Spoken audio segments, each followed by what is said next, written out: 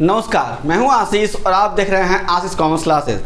मेरे प्रिय साथियों, हम लोग बात कर रहे थे अपने वीडियोस में मार्केटिंग की, और मार्केटिंग में इसके पहले हम लोगों ने तमाम टॉपिक को समझा था और जाना था। हम लोग आज समझेंगे। आज के वीडियो का हमारा टॉपिक है कि भौतिक वितरण प्रबंध यानी फिजिकल डिस्ट्रीब्यूशन मैनेजमेंट। यहाँ पर हमारा यह 16वां वीडियो है, यानी हमारा 16वां लेक्चर है यह।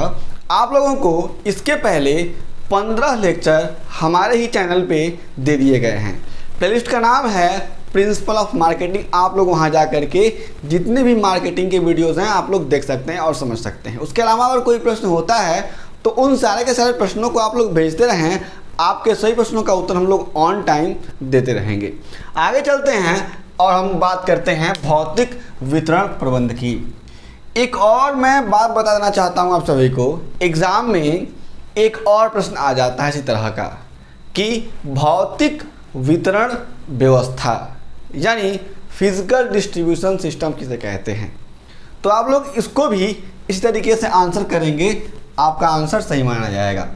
हम लोग इस वीडियो में समझेंगे कि भौतिक वितरण प्रबंध का अर्थ क्या होता है, यानी मीनिंग क्या होता है। फिर समझेंगे डेफिनेशन की परिभाषा क्या होती है। इसमें हम लोग तमाम तरह के विद्वानों के द्वारा दी गई परिभाषा को समझेंगे। फिर समझेंगे कि भौतिक वितरण प्रबंध को प्रभावित करने वाले तत्व कौन कौन से होते हैं, यानी कौन कौन से फैक्टर्स ऐसे होते हैं जो फिजिकल डिस्ट्रीब्यूशन मैनेजमेंट को अफेक्ट करते हैं। आगे चलते हैं। अगला हमारा है चौथा कि भौतिक वितरण प्रणाली का महत्व क्या होता है, यानी importance of physical distribution systems. क्या महत्व है, क्या ज़रूरी चीज़ें हैं कि हमें फिजिकल डिस्ट्रीब्यूशन सिस्टम की आवश्यकता पड़ती है, आवश्यकता क्या होती है। आगे चलेंगे हम लोग, महत्व क्या होता है। अगला हमारा अंतिम आता है 5वां वाला, निर्णय के क्षेत्र यानी डिसीजन एरियाज।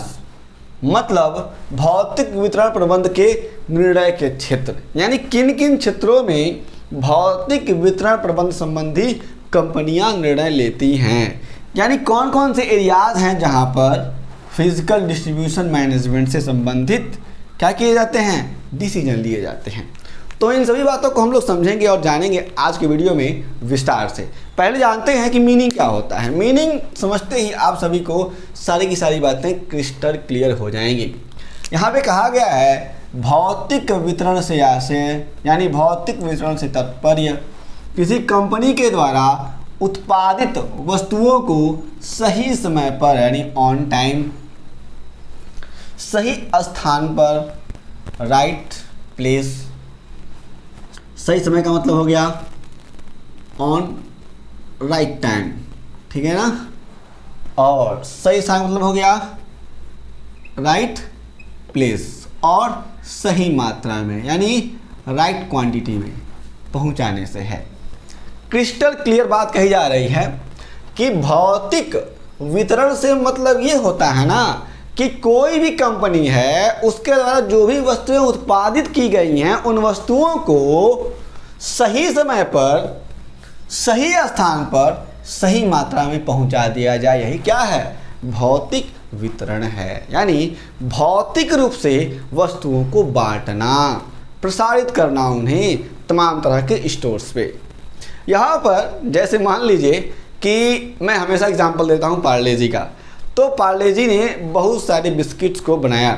उसके बाद से वह सोचती है कि अब उसे पार्ले कंपनी ने बनाया, तो वह मान लीजिए पार्ले जी बिस्किट बनाती है, पार्ले कंपनी पार्ले जी बिस्किट बनाती है।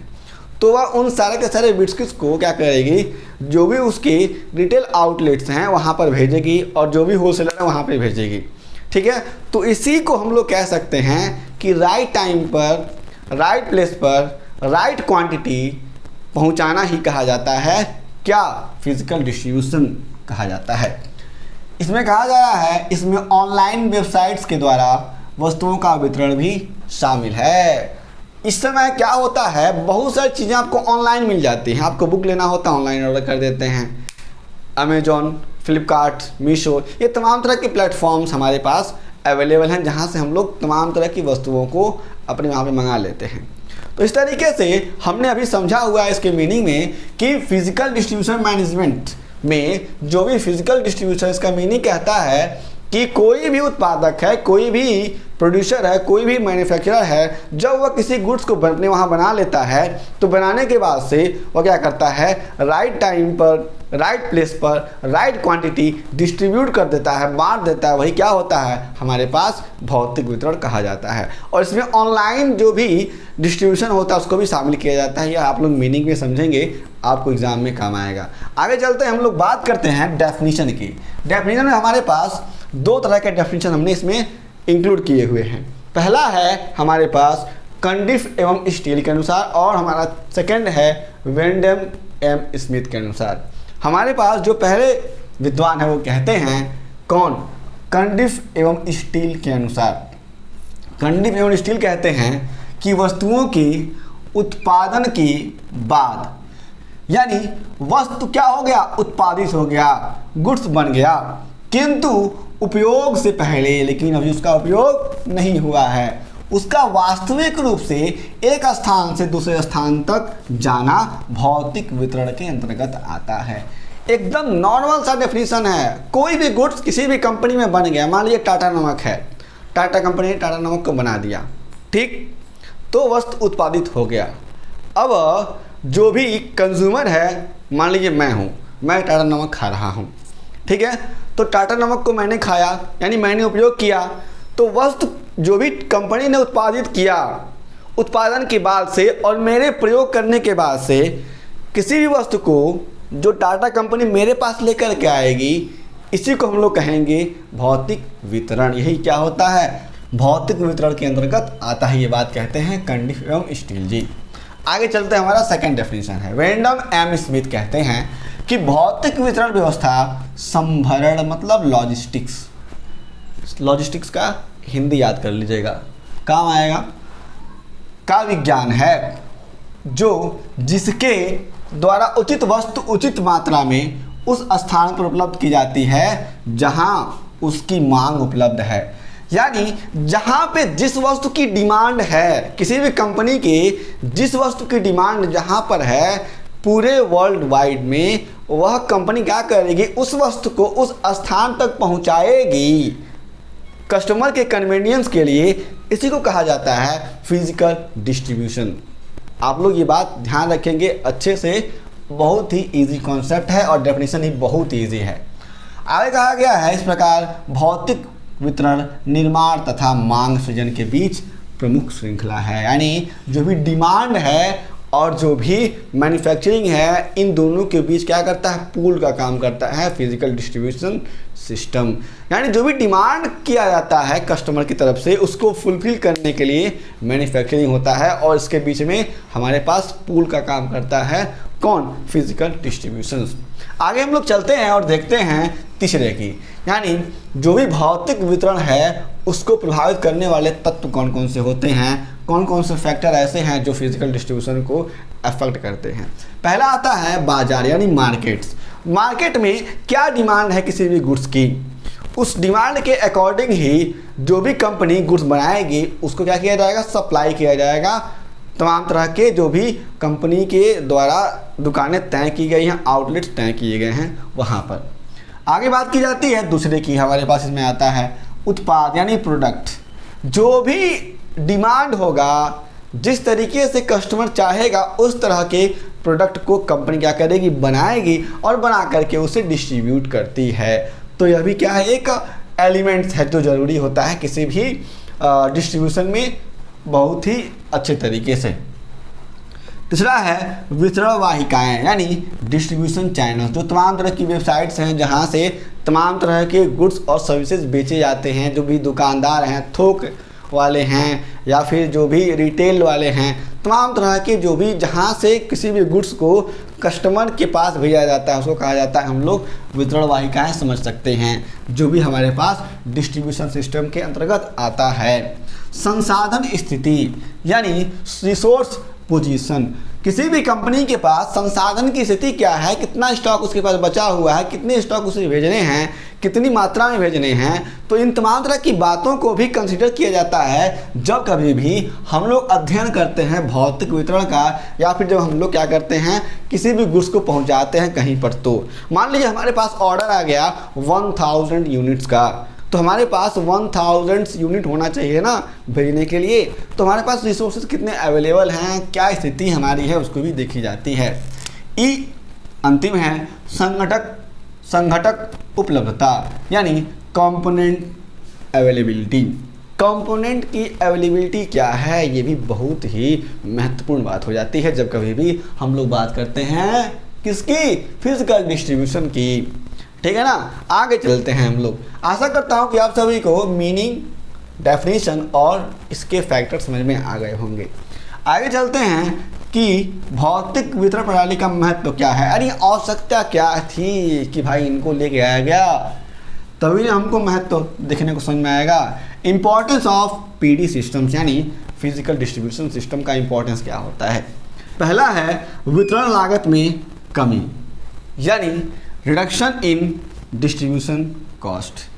जो भी डिस्ट्रीब्यूशन किया जा रहा है, फिजिकल डिस्ट्रीब्यूशन हम लोग करते हैं, उसमें क्या होता है, डिस्ट्रीब्यूशन में जो भी कॉस्ट आता है उसमें कमी होती है, इसलिए हम लोग क्या करते हैं भौतिक वितरण प्रणाली का प्रयोग करते हैं। ये बातें हमारे लिए बहुत इंपॉर्टेंट हैं। आगे देखते हैं बी, यानी बिक्री का सृजन करना, यानी क्रिएशन ऑफ सेल्स। हम लोग किसी भी गुड्स को जो उसके कंज्यूमर्स हैं उनके पास पहुंचाते हैं ना, और वो कंज्यूमर्स ऑन टाइम गुड्स को पा जाता है, तो क्या होता है हमारे लिए सेल्स का क्रिएशन होता है। कंज्यूमर बार बार हमारे पास परचेजिंग के लिए आएगा तो हमें सेलिंग करने का मौका मिलता है एज ए कंपनी। ठीक है। तीसरा है सी, उत्पादन तथा उपभोग में समायोजन करना, यानी adjustment in production and consumptions. हम लोग क्या करते हैं, जो भी कंज्यूमर का कंजम्पशन है उसके अनुसार क्या करते हैं, सेटअप करते हैं कितनी गुड्स उसे चाहिए, कितनी सर्विसेज उसे हमें प्रोवाइड करानी है। उसके बाद से हम क्या करते हैं, गुड्स का उत्पादन करते हैं, और उत्पादन करने के बाद से उसे पहुंचा देते हैं फिजिकल डिस्ट्रीब्यूशन के थ्रू। इससे क्या होता है, दोनों में यानी जो भी प्रोडक्शन है और कंजम्पशन है दोनों में एडजस्टमेंट हो जाता है, यानी समायोजन हो पाता है। ठीक है ना। आगे चलते हैं, हमारा अगला है डी, मूल्य स्थिरीकरण में सहायक, यानी हेल्प्स इन स्टेबलाइज प्राइजेज। इससे क्या होती हैं, जो भी प्राइजेज होती हैं किसी भी गुड्स के स्टेबलाइज रहती हैं, हमेशा अप डाउन बढ़ती नहीं रहती हैं। ठीक है। आगे चलते हैं, अंतिम है उत्पाद नियोजन में सहायक, यानी helps in product planning. Company क्या करती है, सही तरीके से सही समय पर अपनी प्रोडक्ट प्लानिंग कर पाती है, जो कंपनी के लिए प्रॉफिटेबल हो जाता है। आगे चलते हैं, हमारा अंतिम है निर्णय के क्षेत्र, यानी decision areas of physical distributions, यानी भौतिक वितरण प्रबंध के कौन कौन से डिसीजन एरियाज होते हैं, कहाँ कहाँ से निर्णय लिए जा सकते हैं कि हमें भौतिक प्रबंधन करनी है, किस तरीके से करनी है। पहला है स्टॉक का आकार निर्णय, यानी कंपनी अपने पास कितना स्टॉक रखेगी, मिनिमम स्टॉक कंपनी के पास क्या होगा, मैक्सिमम स्टॉक कंपनी के पास कितना रहना चाहिए। इन तमाम तरह की चीज़ों को कंपनी क्या करेगी, निर्धारण करेगी, इसके परिप्रेक्ष्य में निर्णय लेगी, यानी डिसीजन लेगी। अगला है भंडारण निर्णय, यानी किस तरीके से कंपनी वेयर हाउसिंग करेगी अपने गुड्स की। ये बातें भी हमें समझनी चाहिए जब कोई भी कंपनी डिस्ट्रीब्यूशन की बात करती है। तो क्योंकि अगर कंपनी ने मान लिया ऑर्डर ले लिया, लेकिन उसके पास उसके गोडाउन में वस्तुएं हैं ही नहीं, तो कैसे वो किसी भी अदर जो भी उससे कस्टमर है उनको भेज पाएगी, ये बात भी हमें समझनी है। तीसरा है परिवहन निर्णय, किस तरह के परिवहन को कंपनी इस्तेमाल कर रही है, ट्रक का इस्तेमाल कर रही है, रेल का इस्तेमाल कर रही है, वायुयान का इस्तेमाल कर रही है। इन तमाम तरह की बातों का निर्धारण और निर्णय किया जाता है यहाँ पर फिजिकल डिस्ट्रीब्यूशन के समय। अगला है वस्तुओं के उतार चढ़ाव निर्णय, यानी जो भी वस्तुओं का उतार चढ़ाव है उसके परिप्रेक्ष्य में भी निर्णय लिए जाते हैं। और अंतिम है आदेश का आकार निर्णय, यहाँ पर इसको भी देखा जाता है। मेरे प्रिय साथियों, हम लोगों ने इस वीडियो में समझा कि भौतिक वितरण प्रबंध किसे कहते हैं, यानी फिजिकल डिस्ट्रीब्यूशन मैनेजमेंट क्या होता है वास्तविक रूप से। ठीक है ना। तो यहाँ पर हम लोगों ने अभी समझ लिया किस तरीके से कंपनी इन तमाम तरह की चीज़ों को करके इन तमाम तरह की चीज़ों को ध्यान में रख करके अपने पास फिजिकल डिस्ट्रीब्यूशन मैनेजमेंट करती है, ठीक है ना। तभी अगर कंपनी क्या करती है, फैक्टर्स को ध्यान में रखती है, इम्पोर्टेंस को ध्यान में रखती है, कौन कौन से एरियाज़ हैं, डिसीजन कैसे लेने हैं, इन सारी की सारी बातों का निर्धारण करके इन्हें ध्यान में रख करके जब कंपनी कोई भी डिसीजन लेती है तो वहाँ पर हमारे पास फिजिकल डिस्ट्रीब्यूशन मैनेजमेंट हो जाता है। हम लोगों ने इस वीडियो में समझा कि मीनिंग, परिभाषा, प्रभावित करने वाले तत्व यानी फैक्टर्स कौन कौन से होते हैं, अफेक्ट करने वाले, भौतिक वितरण प्रणाली का महत्व क्या होता है और इसके साथ साथ निर्णय लेने के क्षेत्र कौन कौन से होते हैं यानी डिसीजन एरियाज कौन कौन से होते हैं। यदि आपके पास और कोई भी प्रश्न होता है तो आप हमें ज़रूर बताएं, आपके सभी प्रश्नों का उत्तर हम लोग ज़रूर देंगे। एक बात आपसे और कहनी है कि अगर आपको कोई भी प्रश्न करना होता है तो आप लोग अपने एग्ज़ाम से ठीक पहले कर लें। कई बार बच्चे कहते हैं कि सर मुझे ये प्रश्न बता दीजिए, मेरा कल या परसों एग्ज़ाम है, तो मुझे वहाँ पर असुविधा होती है। इसलिए आप सभी से दरख्वास्त है कि ऑन टाइम आप अपने प्रश्न पूछा करिए। अगर आपके प्रश्न कमेंट बॉक्स में उत्तर नहीं दिए जाते हैं तो आप हमारे जो भी नंबर दिए गए हैं, जो भी हमारा नंबर है व्हाट्सअप बिजनेस का, वहाँ पे आप हमको कांटेक्ट कर सकते हैं, आप कॉल भी कर सकते हैं, आपके सभी प्रश्नों के उत्तर दिए जाएंगे। हम फिर से मिलेंगे एक नए वीडियो के साथ, तब तक के लिए जय हिंद।